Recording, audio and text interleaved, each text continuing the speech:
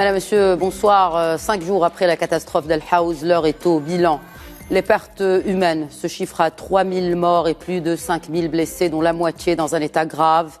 Inna lillah wa inna ilayhi raji'un. Des dizaines de milliers de personnes se sont retrouvées sans toit sur leur tête. En attendant la reconstruction, les opérations d'hébergement s'organisent. L'entraide déjà s'est mise en place immédiatement après le drame. Ceux qui ont trouvé refuge chez certains membres de leur famille, d'autres dès le lendemain, sous les tentes qui ont pu être dressées.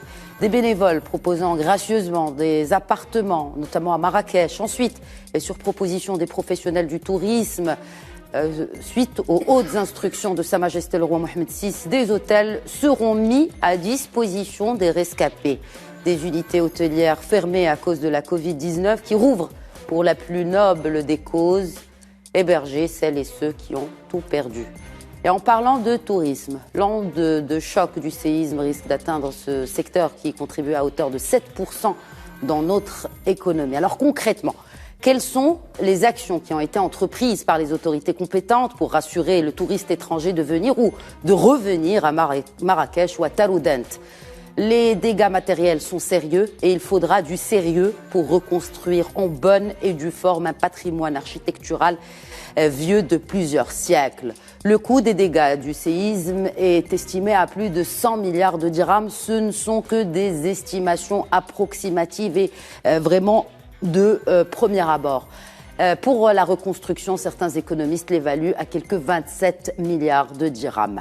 Le patrimoine, qui lui n'a pas de prix, a subi plusieurs dommages, mais l'heure est à l'action et déjà des travaux de renforcement ont commencé, notamment sur les murs du musée de Dar el-Bacha à Marrakech. Nous avons le plaisir aujourd'hui d'accueillir le président de la Fondation nationale des musées, El Mehdi Qutbi. Bonsoir. Bonsoir. Bienvenue sur ce plateau.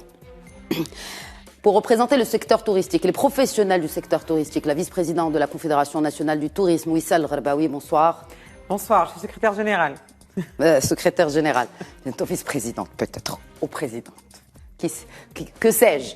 Merci en tout cas d'avoir répondu une nouvelle fois à l'invitation de l'émission. Wissal Gherbaoui, toujours un plaisir de vous accueillir sur ce plateau, un plaisir et une joie renouvelée aussi d'accueillir l'architecte et urbaniste. En tout cas, il est avec nous ce soir avec cette casquette, il en a beaucoup de casquettes. Rachid Boufous, bonsoir. Bonsoir Khadija et merci pour l'invitation. Merci à vous de l'avoir accepté de répondre à nos questions. Et bien évidemment, quand on parle de reconstruction, quand on parle d'urbanisme, quand on parle de patrimoine, vous en connaissez un chapitre, si ce n'est plusieurs. Je voudrais d'abord commencer par un tour de table, une pensée aux victimes. Je commencerai par vous, Wissal Gherbaoui. Oui, évidemment, nous sommes tous émus et encore extrêmement touchés, à l'instar de l'ensemble des Marocains au Maroc et au-delà. Par ce qui est arrivé dans la province de Al Haouz, et bien entendu nos pensées et notre soutien vont d'abord aux familles des victimes. Nos condoléances les plus sincères et les plus attristées à Sa Majesté le Roi Leinstro pour ces pertes humaines. Nos vœux de rétablissement évidemment à ceux qui sont blessés et surtout notre souhait d'un prompt rétablissement pour toute cette région, qui est une région au cœur du développement économique de notre pays. Nous allons revenir justement au cœur du développement économique de cette région. Il est primordial aujourd'hui. C'est parmi les leçons, en tout cas, tirées malheureusement de cette malheureuse tragédie. Mehdi Qutbi. Je ne ferai que suivre ce qui a été dit, mais d'abord mes premières pensées vont à toutes ces familles qui ont perdu leur famille. Mes condoléances, bien évidemment, je leur présente mes condoléances, mais aussi aux familles qui sont blessées aujourd'hui, ou aux personnes qui sont blessées, à qui je souhaite un bon rétablissement. Mais je voudrais, si vous me le permettez, d'abord de dire ma fierté, aujourd'hui, d'être marocain, de voir cet élan. Et j'allais dire, ceux qui ont peu, même le peu, ils le partagent. C'est fabuleux, on n'a jamais vu ça nulle part. Et puis, je voudrais remercier, si vous me le permettez, les forces armées royales qui ont fait un travail gigantesque. Qui le font encore sur le terrain. Oui, qui sont là présents, les gendarmes, la gendarmerie, la police, la protection civile, les pompiers et toutes les populations C'est quelque chose d'admirable qu'on n'a jamais vu. Je suis à la fois dans cette tristesse, il y a aussi de l'espoir et beaucoup de bonheur de voir cet élan de solidarité exceptionnel. Vous qui connaissez bien cette région de Marrakech, Mehdi Khoudoui. Oui, c'est une région que, comme on ne peut pas aimer. On a eu des régions extraordinaires dans tout le Maroc, qui sont variées, qui sont belles, qui ont inspiré, Marrakech a inspiré tant d'artistes et tant de poètes. Donc, il est normal qu'on est ému ce soir d'en parler. Rachid Boufous. Écoutez, moi je rejoins mes amis sur le plateau pour présenter mes sincères condoléances aux familles sinistrées, mais aussi au peuple marocain, à Sa Majesté le Roi, que Dieu l'assiste. C'est un moment de peine, c'est un moment de douleur, et c'est un moment où nous devons faire preuve d'empathie et de solidarité.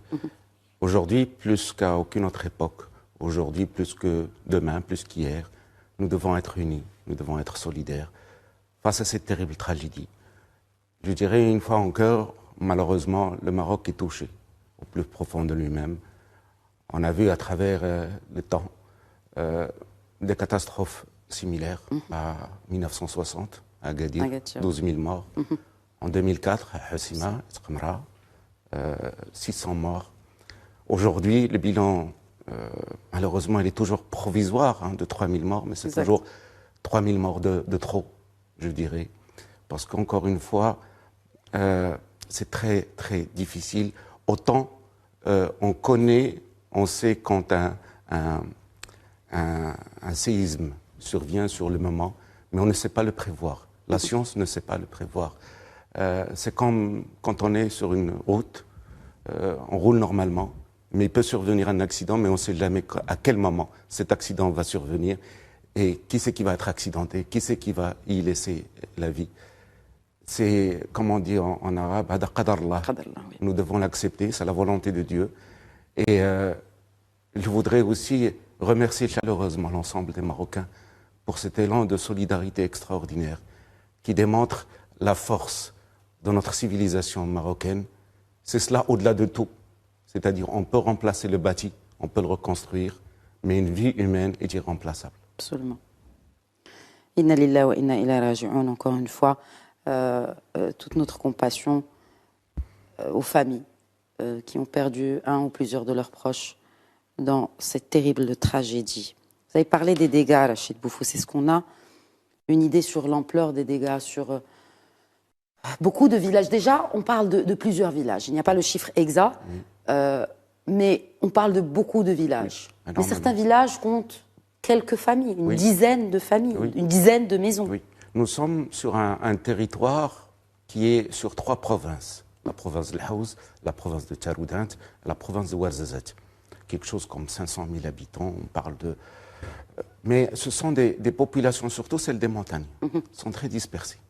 C'est des petits douars, des petits, ce qu'on appelle les tchora, c'est-à-dire 10 familles, 20 familles, 15 familles. Il n'y a pas une grande concentration. Peut-être quelque part dans notre malheur, c'est peut-être une bonne chose qu'il n'y ait pas eu beaucoup de gens concentrés en des lieux. Je parle des villes, par exemple. Si l'épicentre s'était déplacé ne serait-ce que de 20 km, peut-être que Marrakech aurait subi beaucoup plus de dégâts que ce que nous l'avons vu. Ce séisme a aussi été atténué par la nature géographique, justement, les montagnes, etc., au-delà des éboulements, enfin. Mais le fait que ça soit survenu ici, ça a été assez atténué. L'onde sismique est beaucoup plus importante quand on est en terrain plat.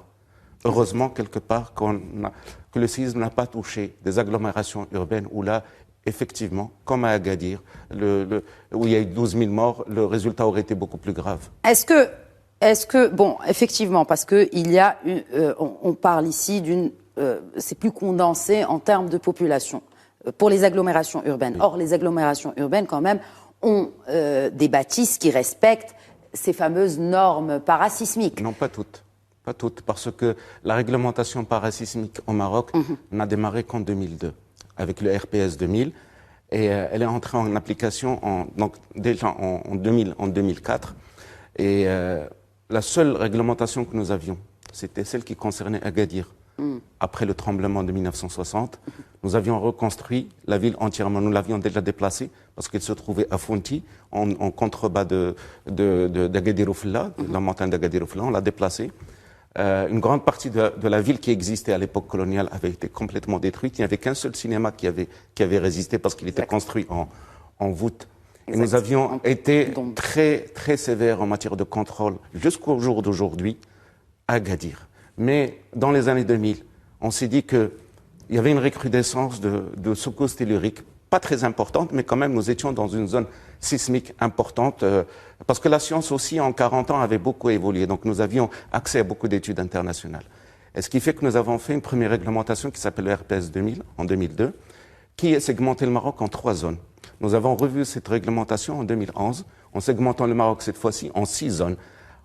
Qu'est-ce que cela veut dire? Ça veut dire que chaque zone a sa spécificité de sismicité.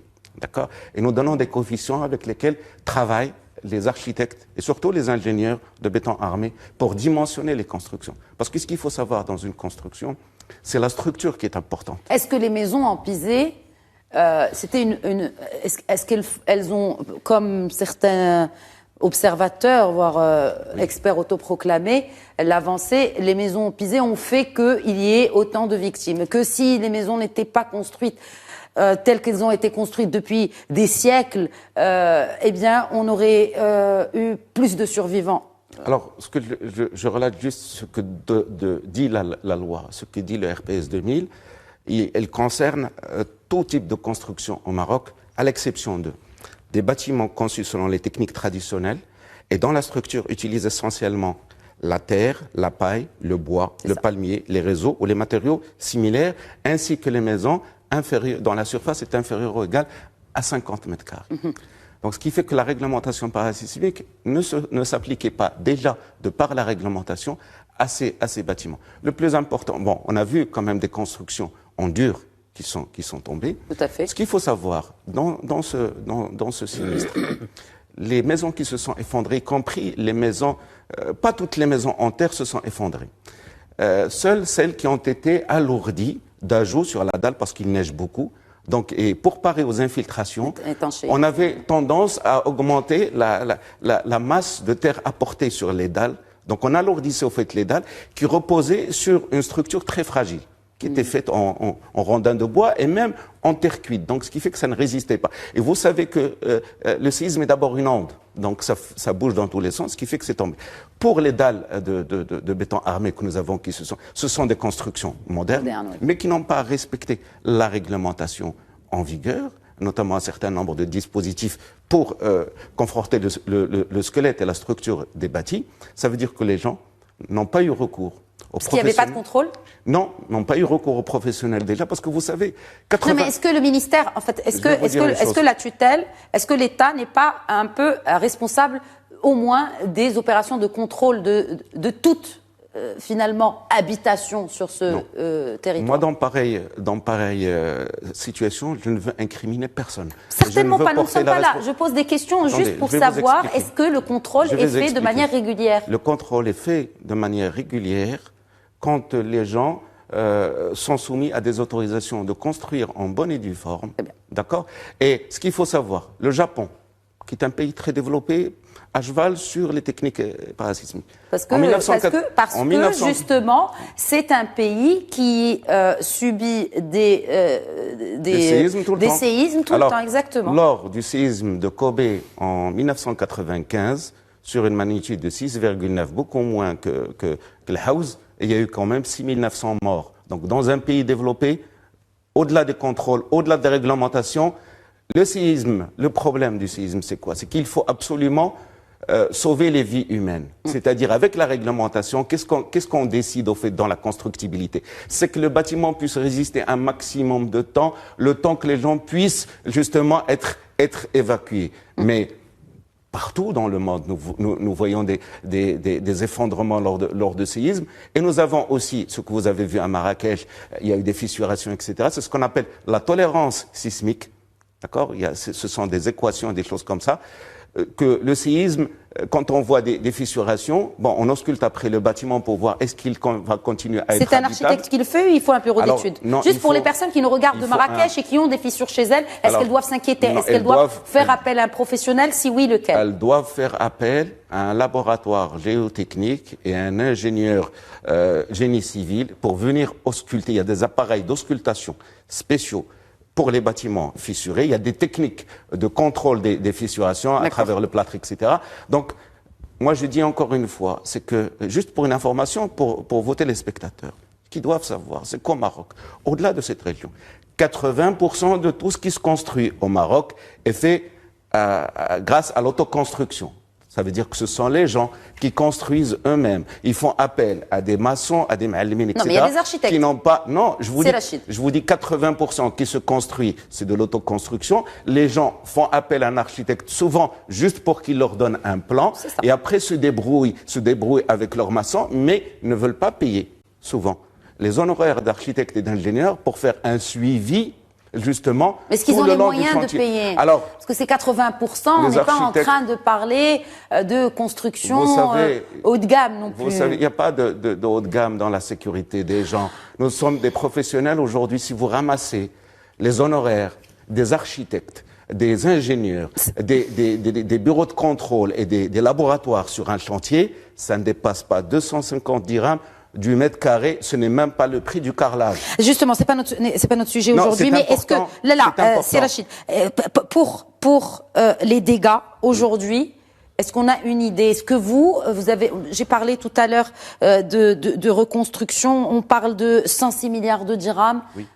Pour vous, c'est un chiffre qui est juste, approximativement? Non, je pense que moi, je ne vais pas spéculer sur les chiffres, c'est encore tôt. Nous allons faire certainement, si les autorités nous le demandent, nous sommes mobilisés au niveau de l'ordre des architectes, comme nous avons fait à Hussima en 2004. Oui. Il y a eu 200 confrères et consoeurs qui sont partis sur 3-4 mois, jusqu'à 6 mois, qui ont ausculté 3000 logements, d'accord, qui se sont effondrés ou qui ont eu des difficultés, enfin des fissurations. Et nous avons fait des rapports. Nous avons été aussi épaulés par des ONG étrangères, notamment les architectes de l'urgence, qui est une ONG française, et avec des collègues algériens et des collègues tunisiens, qui ont aussi une grande expérience, parce qu'il y a beaucoup de séismes aussi en Algérie, qui ont endeuillé la ville d'Asnam en 81, si on s'en souvient. Donc, si aujourd'hui, depuis samedi, le Conseil de l'Ordre se réunit avec les conseils régionaux. Nous avons demandé solennellement à tous les confrères et consoeurs de s'inscrire volontairement sur des listes qui sont ouvertes au niveau des conseils régionaux pour aller, une fois que l'autorisation est donnée, une fois que les travaux de secours seront achevés, de monter, d'ausculter, de voir aussi avec les autorités de décider des sites futurs de reconstruction, parce que certainement... Nous allons reparler. On va pas reconstruire partout. L'heure n'est pas pour la reconstruction. Voilà. Déjà, maintenant, dans les médias... Mais nous sommes mobilisés en tant qu'architectes, nous sommes mobilisés comme on l'a été en 2004 et comme on le sera demain aussi. Donc, Inch'Allah. Enfin, on ne souhaite pas demain, en tout cas, on ne souhaite pas une autre catastrophe. Allah yahfad. Mais effectivement, on n'est pas à l'abri de catastrophes. Il y a eu des dégâts aussi sur plusieurs monuments historiques, Mehdi Khotbi. On parle de la mosquée. On l'a vu, ces images effroyables de la mosquée de Koutoubia. Absolument. Qui littéralement bougée. On peut les revoir ici, mais... Elle n'a pas été du tout touchée, la minaret de la Koutoubia. Très bien, c'est bien. Là, vous corrigez certaines rumeurs. Il n'y a pas eu... Un bémol, c'est Khotbi. J'ai vu sur une vidéo d'Express qu'il y avait des fissurations sur la façade nord. Je pense qu'il faut ausculter tous les monuments historiques de Marrakech, à commencer par le Koutoubia, parce que on se souvient que lors du séisme de 1755 de Lisbonne, il avait gravement fissuré la tour Hassan. Donc, elle n'a été reprise que dans les années 60 par Sa Majesté Hassan II. Je pense qu'il y a lieu d'ausculter aussi tous ces monuments. Très bien.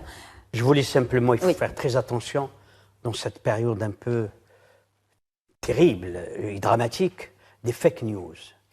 Je pense réellement, d'après ce que j'ai pu voir, j'étais hier à Marrakech, la Koutoubia est là, et elle trône. Il n'y a pas eu, peut-être qu'il y a des fissures que je ne suis pas allé vérifier, mais je peux vous dire qu'elle tient, elle est là, majestueuse, et qu'il faut continuer probablement à consolider. 875 ans. 875 ans, tout à fait. Oui, et on a mis un an, on l'avait... Tilmel, 875, 827, la Koutoubia. Non, 875 ans, Et ce sont deux architectes de l'époque, enfin c'était des constructeurs, Ali de Romara et Ahmed Ben Bassou, qui avaient construit sous l'égide d'Averroès, Ibn Roche, qui était directeur du projet, et c'était le sultan al-Muhadi, Yaqub al-Mansur al-Muhadi, qui avait commandé la construction du minaret en 1195 pour fêter justement la bataille d'Alarcos qu'il avait gagnée en Espagne. D'ailleurs, c'est avec ça qu'il va construire aussi Hassan et la Giralda. Et ce sont ces deux architectes qui ont fait cet appareillage en pierre et qui l'ont laissé pendant un an sécher. Ils n'ont pas touché parce qu'ils ont construit la tour de 69 mètres. Ils ne connaissaient pas la nature des sols. Ils pensaient qu'elle allait s'effondrer. Mais c'est au bout d'un an qu'ils ont continué la construction au niveau des lanternons, au niveau des jamours. Ils ont utilisé la pierre de Guilise. Et l'intérieur, c'est de la terre qui est compactée. Et d'ailleurs, jusqu'en 1912... C'est ça les normes parasismiques de l'époque, ils ne connaissaient pas. Jusqu'en 1912, le Mouaddin, il montait à dos de mulet jusqu'en haut pour justement crier l'appel à la prière. C'est pour vous dire encore une fois que nos ancêtres savaient construire. Et c'est à partir d'ailleurs de là qu'on avait instauré la réception provisoire et la réception définitive qui vient un an après l'achèvement des travaux. C'est venu du Maroc, c'est venu de ces civilisations marocaines pour vous dire à quel point on sait construire. Donc... Voilà. Oui, c'est sûr. Et la mosquée de Tinmel, alors, Mehdi Khotbi? Écoutez, c'est ce que j'ai vu. Moi, je n'étais pas. Oui. J'ai vu que c'est un bien qui s'est totalement alors, on a les images effondré. Ici, pour ceux, bon, je suis sûre que tout le monde connaît ce chef-d'œuvre de l'architecture, pareil, qui a été construite sous l'ère des Almohades. Oui, je parle sous le contrôle de Rachid Boufous. Qu'est-ce qui en reste? Il n'en reste plus grand-chose. C'est ça. Pas grand-chose. C'est cela. C'est malheureux. Enfin...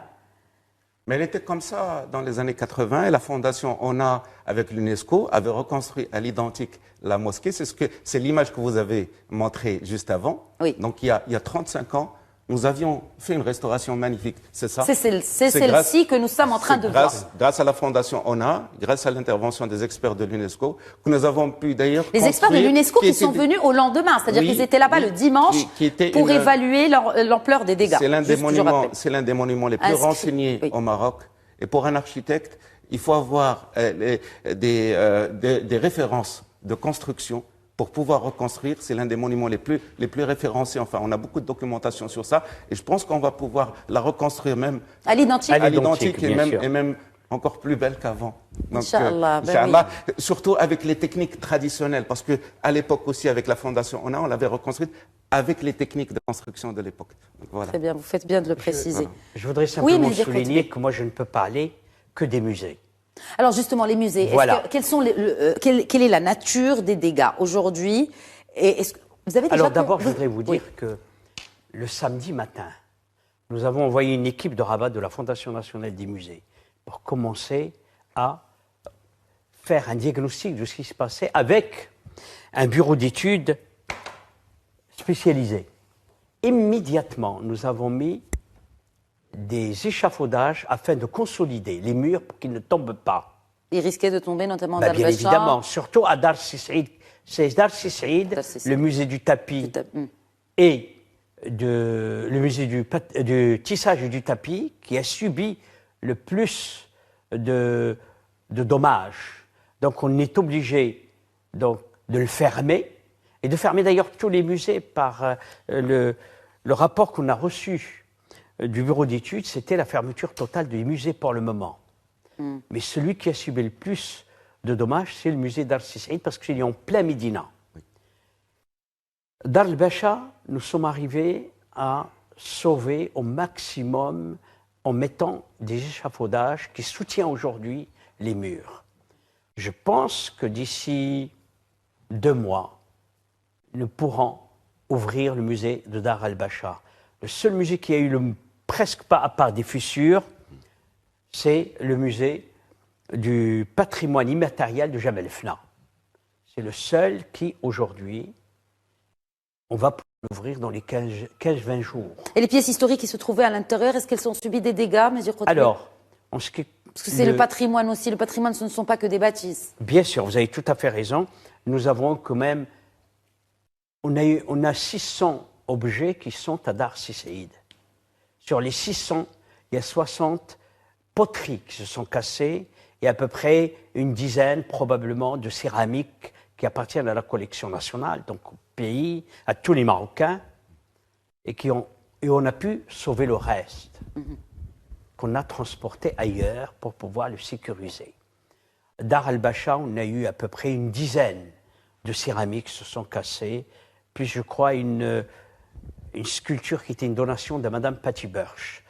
Et je voudrais vous dire, c'est pour ça que c'était pour moi émouvant de parler tout à l'heure de cette solidarité de Marocains, mais aussi nous avons reçu une solidarité immédiate et internationale. ALIF, qui est Alliance internationale pour la protection du patrimoine dans les zones de conflit, se sont manifestés, son président, son secrétaire général, sa vice-présidente se sont manifestés immédiatement. Ils ont offert, dès vendredi, j'aurai une somme qui sera débloquée pour que les musées puissent reprendre vie et être consolidés. Parce qu'ils ont leur importance. Absolument. Quand même. J'ai aussi spontanément... Pour le tourisme, mais pas que. Vous savez, nous pensons d'abord à notre patrimoine. Et il est vrai aussi qu'une ville comme Marrakech, où vous avez plusieurs familles qui vivent du tourisme, nous devons, c'est un devoir, de rester debout et de pouvoir continuer à marcher afin que ces musées puissent reprendre vie et puissent s'ouvrir et ouvrir leur patrimoine à la fois au tourisme mais aussi aux Marocains. Alors, Wissal Gharbaoui, on ne va pas parler des dégâts parce que, alhamdoulilah, les hôtels de Marrakech n'ont pas subi de réels dégâts. Vous confirmez bien évidemment cette information. Après consultation avec les professionnels, les hôteliers, je voudrais juste revenir avec vous, parce que là déjà la moitié du temps de l'émission est déjà écoulé. Je voudrais revenir avec vous sur cette réunion qui a été tenue hier avec Madame la ministre du Tourisme, Fatem Zahra Amour. Donc on voit ici la photo, donc là, Madame la ministre qu'on voit en rouge, à ses côtés, bien sûr, le directeur de l'ONMT, le directeur de la SMIT, et puis tous les professionnels représentés, les hôteliers, les agences de voyage. Wissal Gharbaoui, on ne va pas parler de dégâts sur les hôtels, on va parler des dégâts sur les annulations. Combien d'annulations à ce jour? Une idée sur ce nombre? Alors, avant de parler très rapidement, non, il n'y a pas d'annulation massive. Comme ça, la question est évacuée. Je donnerai un petit peu plus de détails. Les établissements hôteliers de Marrakech n'ont pas subi de dégâts importants. Ils ont subi certains de légères fissures, à l'instar de toutes les constructions modernes, comme ce que disait Sderachid tout à l'heure, parce que c'est des constructions qui sont faites sur la base d'un cahier des charges extrêmement strict. Je rappelle que ce sont des bâtiments accueillants publics, donc c'est des bâtiments qui sont capables évidemment de résister à des choses comme ça. Et puis, alhamdoulilah, Rabbil Taf, parce que nous avons des clients, mais nous avons aussi des collaborateurs et des vies humaines qui travaillent 24 heures sur 24 dans ces établissements. Donc aujourd'hui, l'ensemble des hôtels est opérationnel au niveau de Marrakech. Le nécessaire a été fait parce que tous les professionnels sont parfaitement conscients de leur responsabilité quant à la viabilité et la nécessité d'accueillir les visiteurs dans des conditions de salubrité et de sécurité élevées. Et donc, ils se sont tout de suite... Nous, on s'est réunis très très vite, le samedi déjà, déjà dans la nuit de vendredi et puis dans la matinée très tôt de samedi. Beaucoup de groupements en call et en meeting rapide se sont faits pour pallier à l'urgence. Parce que dans cette situation, évidemment, nous avons 3 temporalités. Nous avons la temporalité de l'urgence, c'est celle que nous sommes en train de vivre aujourd'hui, et du secourisme.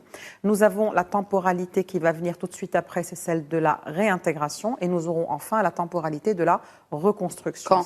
Cette temporalité, je l'espère le plus tôt possible, mais en écoutant ce que dit Simhedi Qutbi et Sderachid, il y a un temps incompressible pour pouvoir remettre un certain nombre d'installations en marche. Ce qui est important de savoir, c'est qu'aujourd'hui, en termes d'activité touristique, on le sait, 80% de l'économie de cette région est touristique. Clairement. Les gens qui ont été victimes du séisme de l'Haouz, ce sont des gens qui travaillent dans l'industrie du tourisme, soit dans les grands pôles urbains touristiques de proximité, soit dans les montagnes, parce que n'oublions pas que le Maroc a développé une véritable stratégie de tourisme de nature et de découverte, de tourisme sportif. Finalement, c'est ce qu'ils viennent chercher, ces touristes-là. Ce sont ces maisons construites en pisé et que On retrouve malheureusement certaines. C'est pour ça que nous travaillons. Certains confrères sous d'autres cieux qui pointent du doigt ce genre de construction alors qu'ils en sont fans finalement. Oui. Petite parenthèse.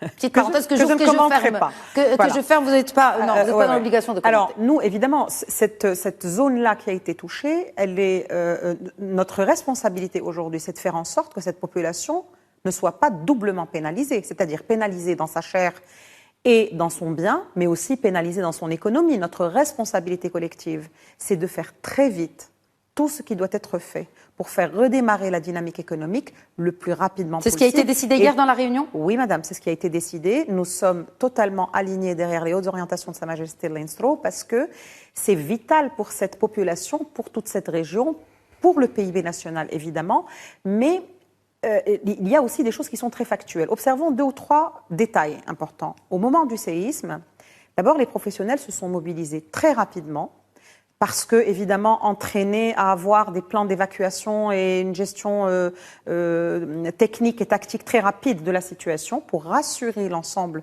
des occupants et des clients qui étaient dans les établissements, mais aussi les collaborateurs qui étaient de service au moment des faits. Et ensuite, les professionnels se sont rapprochés des autorités pour organiser, pour ceux qui le souhaitaient, les retours dans les pays d'origine, dans la plus grande sérénité et dans le calme. Deuxième élément, l'aéroport de Marrakech n'a pas été pris d'assaut, ni l'aéroport d'Agadir d'ailleurs. L'activité dans ces aéroports est restée parfaitement stable. Des touristes ont préféré rester. Hein. Et puis des touristes ont préféré rester parce que, et c'est ça la grande particularité, et je suis d'accord avec Simédir Kotbi, l'immense fierté qui est la nôtre d'être marocain, non sellement nous sommes solidaires, mais notre solidarité est contagieuse. Parce que les étrangers qui étaient dans les établissements, devant la détresse, la peur et l'inquiétude qui s'exprimaient sur ces visages des hommes et des femmes qui travaillent dans le tourisme si accueillants, si généreux, si disponibles, eh ben, ils sont restés. Alors justement, vous avez parlé de secourisme, Wissal El-Gherbaoui, vous avez parlé d'action en 3 temps pour les professionnels, si j'ai bien compris. Dans le premier temps, c'est l'immédiat. L'immédiat, c'est d'abord de rassurer les touristes. Oui. C'est aussi, et cela a été confirmé dans cette réunion hier avec la tutelle, de cette proposition qui émane des professionnels, d'accueillir au sein des hôtels qui ont été fermés à cause de la Covid-19, qui vont être bien sûr réhabilités afin d'accueillir dans les normes, oui, nous avons tout à fait dans les normes sanitaires, bien naturellement, parce que ces hôtels sont fermés depuis 2 ans maintenant. C'est les gens, les rescapés, et les gens qui n'ont plus de toit. Voilà. Alors nous avons fait cette proposition assez rapidement, parce qu'on en a parlé pendant le week-end pour des modalités pratiques, parce que pour remettre en marche un établissement d'hébergement touristique, quelle que soit sa taille, c'est quand même une petite usine qui se remet en marche. Alors, évidemment, il y a 2 catégories. Hein. Je ne vais pas revenir sur les détails parce qu'il y a une catégorie d'établissements qui ont été fermés depuis bien longtemps pour moult raisons et qu'on perdra beaucoup de temps et de moyens pour une remise en route. Donc, on ne sera pas efficace et du coup, on privilégiera. On est en train de faire le recensement des capacités d'accueil qui peuvent être rapidement opérationnalisables. C'est quoi rapidement, Wissal El-Gherbaoui? C'est dans les jours qui viennent. Hein. C'est-à-dire qu'on n'est pas... Parce que là, l'hiver arrive. Oui, non, mais là, je vous parle de rapidement, c'est-à-dire avant la fin de cette semaine, pour répertorier déjà les capacités d'accueil opérationnalisables tout de suite. Tous les opérateurs du tourisme se sont mis en ordre de marche pour mettre à la disposition des autorités compétentes la main-d'œuvre, les équipes, les équipements, etc., pour un redémarrage de ces unités, pour pouvoir accompagner cet élan et cet effort national, pour pouvoir mettre cette population dans des endroits, dans des lieux d'accueil qui correspondent évidemment aux contraintes du moment, notamment des contraintes climatiques qui risquent d'arriver dans les prochains jours, les prochaines semaines. Ensuite, nous avons la responsabilité également de travailler avec nos partenaires à l'international. Et ça, c'est le deuxième point auquel sur lequel je vais m'arrêter un peu. Je parlais tout à l'heure des aéroports et des retours des voyageurs. Un indicateur extrêmement important auquel il faut qu'on soit très attentif, c'est que la quasi-totalité des opérateurs aériens n'ont pas annulé les liaisons de et vers le Maroc. Et vers Marrakech et Agadir. Et ça, c'est un indicateur extrêmement fort sur la confiance qu'ont les marchés et les grands opérateurs en nous. Donc, non, mais alors, vous faites bien de le soulever. Moi, j'ai eu des doléances d'agences de voyage qui se disent se retrouver un peu seules à gérer l'alarmisme de leurs clients qui commencent déjà à annuler. Vous y répondez quoi? Est-ce qu'il y a eu des actions en parallèle, bien évidemment, de ces réunions, des actions entreprises par les autorités compétentes pour rassurer ses clients? Parce que on en a parlé sur ce même plateau avec vous, Wissal Gharbaoui, et en Skype pendant la Covid-19. Exact. Et il y a cet élément central, c'est la confiance. Alors, on a regagné la confiance du touriste étranger qui est revenu vers le Maroc. Et alhamdoulilah, grâce à la Coupe du Monde, ça n'a fait que renforcer cette confiance en la destination. Eh bien, est-ce que maintenant, elle ne risque pas de s'effriter si les choses ne sont pas rattrapées à temps? Alors déjà, nous sommes en train de donner encore une image extrêmement crédible et fiable dans la gestion de ce séisme, parce qu'on regarde comment tout s'est mis en ordre de marche, toutes les forces de l'ordre, toutes les forces vives de cette nation, sous la conduite de Sa Majesté Allah Yahfadho, ont déployé des dispositifs extrêmement lourds et importants pour rapidement cerner cette situation, apporter des solutions. Donc ça, j'ai envie de dire, on n'a plus rien à prouver là-dessus. On n'a plus rien à prouver. Ensuite, non, tout dépend du niveau de difficulté. Et je pense surtout qu'on a de leçons à recevoir de personne sur ce point-là. Je pense que le Maroc a des hommes et des femmes extrêmement compétents, extrêmement engagés. Une société civile qui a démontré et redémontré, si besoin l'était, son entière solidarité et son entière solidité. Et ça, encore, on a Est-ce qu'on l'a exposé justement à ce touriste étranger? Oui, bien sûr, parce que le touriste étranger, aujourd'hui, je viens de vous le dire, il s'est inscrit dans cet élan, parce qu'il veut rester et participer à cet élan. Pour ceux qui sont là, pour ceux qui veulent venir et qui ont des doutes. Oui, non. Il y a eu beaucoup de misinformations, c'est important de prononcer en anglais. Il y a eu beaucoup de mésinformations. On va dire d'informations qui a été un peu trop manipulée pour être... Alors déjà, nous, en tant qu'opérateurs, on n'est pas responsable des fausses informations qui circulent et des gens qui veulent y croire. Chacun prend ses responsabilités. Ensuite, nous croyons, nous, aux communications officielles qui viennent de sources fiables et de sources sérieuses. Alors, l'Office national marocain du tourisme a très rapidement déployé tout un dispositif de communication très efficace dans toutes les langues avec lesquelles on travaille et avec lesquelles on accueille nos clients, auprès de ses partenaires à l'international. Nous avons également tous les opérateurs marocains qui ont des partenaires... Parce qu'il faut sauver l'image de Marrakech, parce que là on parle du séisme. Le séisme n'est pas le séisme de Marrakech, le séisme d'Al Haouz. C'est une question d'image avant tout, Wissal Gharbaoui. Et c'est pour ça que les opérateurs aujourd'hui se sont très vite mobilisés auprès de leurs partenaires à l'international et dans tous les pays pour expliquer tout ce que je viens de vous dire. D'abord que Marrakech a repris un rythme normal assez rapidement après ce drame, qu'aujourd'hui nous sommes engagés dans un élan de solidarité et de mobilité et que le meilleur moyen d'aider aujourd'hui les Marocains, c'est de venir rendre visite aux Marocains, c'est de venir soutenir le tourisme et l'industrie touristique marocaine et de soutenir ces familles en leur garantissant de maintenir leur travail. Je pense que c'est une campagne à faire dans ce sens, c'est-à-dire vous voulez vraiment sauver le Maroc au lieu de... Il y a des hashtags qui sont en train de circuler. Vraiment, mais je vais vous dire une chose. Voilà, c'est de venir et de revenir. On a observé des indicateurs extrêmement importants. C'est des indicateurs qui renseignent très vite sur la fiabilité ou pas d'une démarche. Le week-end qui a suivi le séisme, la situation est restée quasi stable. Ce qui a été annulé, je n'ai pas envie de chiffrer, mais les opérations qui ont été annulées, d'abord on est au mois de septembre, ce n'est pas encore le rush important. La grosse saison, elle va démarrer là, à l'occasion des vacances de la Toussaint, vers la 3e semaine, la 4e semaine du mois d'octobre et puis novembre. Puis nous avons de très gros événements, Inch'Allah, qui vont être accueillis de manière notamment brillante. Les assemblées annuelles de la Banque mondiale et du FMI. Inch'Allah, que nous allons réussir brillamment et nous allons faire briller très haut le drapeau de notre nation, parce que c'est ce qu'on sait faire et c'est ce qu'on a toujours fait. Les gens de Marrakech ont l'habitude, ils vont le faire et ils vont très bien le faire. Et ça, c'est un indicateur important parce que la confiance dont on parle depuis tout à l'heure, on n'a pas besoin maintenant de la recréer. Elle a été déjà consolidée. Ça fait plusieurs... À toute chose, malheur est bon. On a vécu des épisodes extrêmement durs et douloureux et ça nous a donné l'occasion de consolider de manière extrêmement forte notre confiance avec nos partenaires et sur les marchés, mais aussi une affection quasi indéfectible de tous les peuples du monde envers le Maroc. Vous avez vu un peu tout ce qui circule sur la toile et tous les soutiens de la planète entière. Les soutiens, ils sont vraiment J'ai vu des équipes de volontaires venus de Malaisie, c'est-à-dire ils sont venus du bout du monde, de Malaisie, ils sont sur place dans les montagnes en train d'aider des équipes qui viennent du monde entier, des jeunes, des étudiants, des gens qui ont et qui n'ont pas les moyens. On a vu le monsieur sur sa bicyclette partager qui son ont la sac bonne de farine. intention. Je pense que c'est une question d'intention, c'est très important. Vous avez parlé justement de la compétence marocaine. C'est ce que je retiens de cette dernière partie de votre intervention.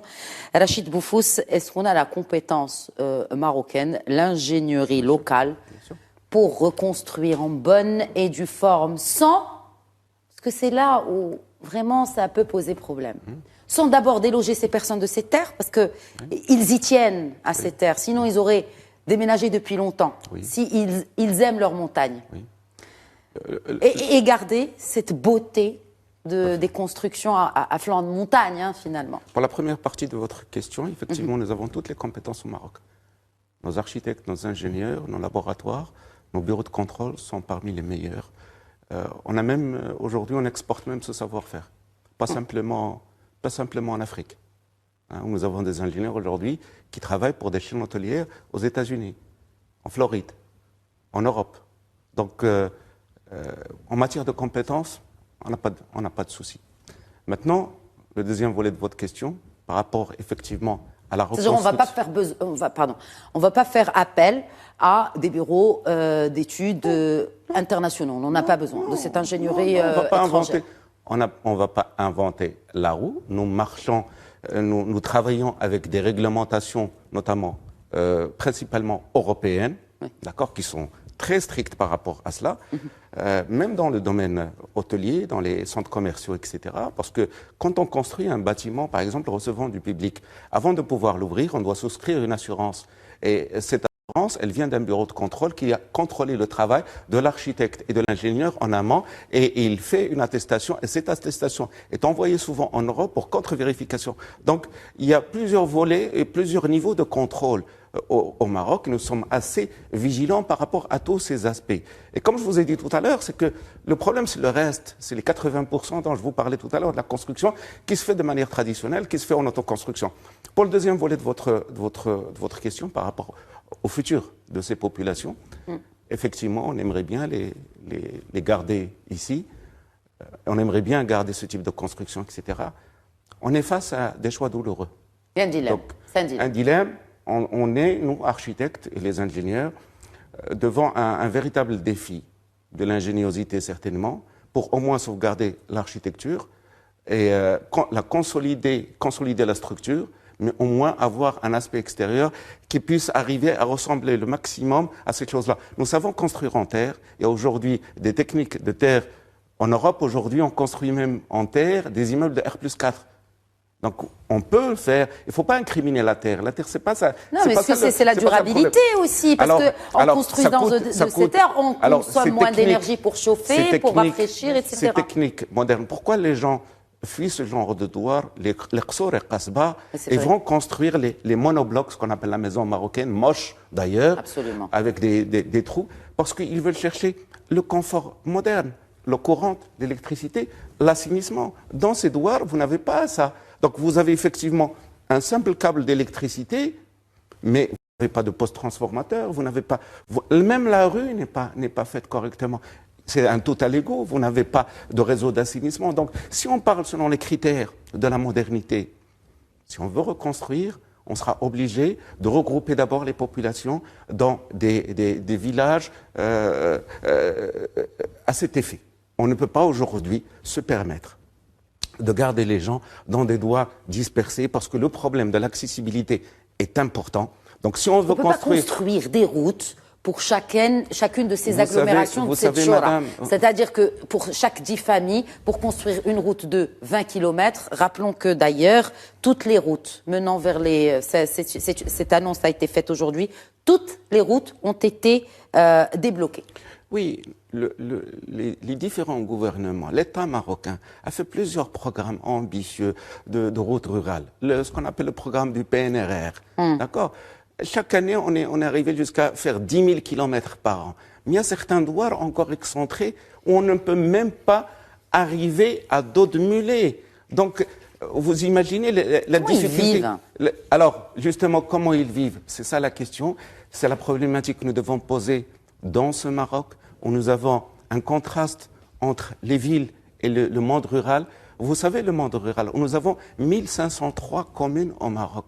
Il y a 1282 communes rurales, c'est-à-dire 85% des communes au Maroc sont rurales. Oui. Elles abritent 14 millions d'habitants. Et pourtant, ce monde rural, qui n'est pas simplement confiné dans les montagnes de l'Atlas, mais il est partout. Dès qu'on sort de l'autoroute, dès qu'on sort des routes un peu bitumées, vous avez le rural. C'est ce rural qui nous nourrit. C'est 90% du lait, c'est 64% D'où les appels répétés de Sa Majesté le roi Mohamed VI pour justement... C'est un impératif qui a été rappelé à moult reprises par le souverain aux différents gouvernements, pas que celui-ci. Il faut aujourd'hui avoir une vraie politique pour ce monde rural. Ce n'est pas le sujet de notre émission, mais il s'impose par lui-même. Stabilisé. Oui, je pense à la population, parce qu'il y a un point essentiel qu'on oublie souvent et qu'on n'a pas souligné, c'est de voir, par exemple, moi j'ai peur d'un autre tremblement encore beaucoup plus important, que cette population qui n'aura ni où se loger, ni se nourrir, et de venir grossir les villes, les agglomérations. Donc il faut faire extrêmement... Ce qu'il faut savoir, c'est que ce ne sont pas simplement des maisons ou des unités d'habitation. Ce sont des unités économiques. Les gens qui vivent là-bas, ils vivent avec leur bétail, ils font de l'économie vivrière, ils font de l'artisanat. Donc ce sont des unités économiques qu'il va falloir reconstruire. Parce que donner un toit, oui, d'accord, parfait, on va le faire. On l'a fait à Hussima, etc. Mais après, dans 6 mois, dans 1 an, quand tous les secouristes seront redescendus, quand toutes les ONG seront parties, ces gens-là, qu'est-ce qu'on va leur offrir après comme avenir économique? C'est pour ça que moi je dis que, et je le dis depuis très longtemps, c'est que le problème du monde rural, et pourquoi on a de grosses difficultés justement pour pouvoir lui faire arriver les soins, les aides, etc. Parce qu'il est fortement dispersé. Depuis les années 60, nous avons lancé au Maroc plusieurs programmes de villages typiques, enfin expérimentaux, mais nous ne les avons pas réussis. Ils sont restés dans le stade de l'expérimentation. Nous en avons construit quelques-uns, notamment à Khmisset, parce que pendant les années 60, il y avait un réel engagement de l'État. À partir de 1965, avec la réforme agraire, on a distribué les terres aux gens, on leur donnait 5 hectares, on les faisait habiter sur des terres. Et le problème, ce qui s'est passé, c'est qu'on n'a jamais interdit à ces gens, une fois décédé le chef de famille, eh ben, il y a eu ce qu'on appelle la scission de ce bien. C'est-à-dire qu'il fallait donner aux ayants droit des parts de ces terrains, qui sont des terrains agricoles, et ces enfants ont habité dans ces choses, ce qui fait qu'aujourd'hui, tout le monde rural est mité par des logements sur des terrains nourriciers qui fournissent la majorité de ce que nous mangeons. Mais est-ce que c'est réalisable de reloger tout ce monde-là et comme vous dites, c'est-à-dire de créer des espèces d'agrégations, même si le projet d'agrégation n'a pas réellement réussi pour l'agriculture pour tout le monde en tout cas, mais c'est-à-dire d'avoir des agglomérations beaucoup plus importantes que des populations de 10, 15 familles dispersées un peu en montagne. Il faut tout d'abord interdire le morcellement, la qisma, que les juges aujourd'hui ont beaucoup plus de facilité à donner aux gens qui sont dans le monde agricole pour la subdivision des lots sur les ayants droit. Il faut que les terres soient inaliénables, qu'elles puissent être regroupées en coopératives. C'est dans un système coopératif qu'on peut avoir une force, justement, dans ces régions qu'on peut